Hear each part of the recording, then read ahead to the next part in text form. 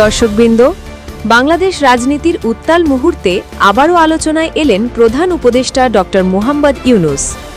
জাতিসংঘের সাধারণ পরিষদের ৮০তম অধিবেশনে যোগ দিতে নিউ ইয়র্কে অবস্থানকালে তিনি ভারতের ভূমিকা নিয়ে গুরুত্বপূর্ণ মন্তব্য করেন। ইউনূস বলেন, ভারত বরাবরই শেখ হাসিনাকে সমর্থন করে এসেছে। তারা হয়তো এখনও আশাবাদী শেখ হাসিনা একজন বিজয়ী নেত্রী হয়ে পূর্ণ গৌরবে বাংলাদেশে ফিরে আসবেন।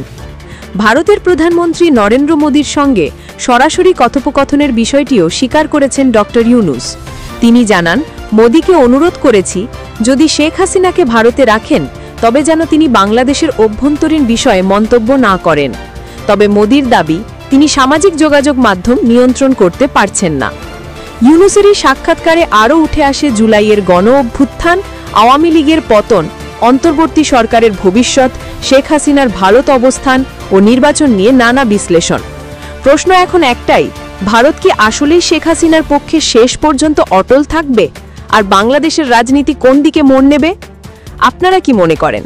কমেন্টে জানাতে ভুলবেন না। আরও আপডেট পেতে সাবস্ক্রাইব করুন YTV বাংলা নিউজ।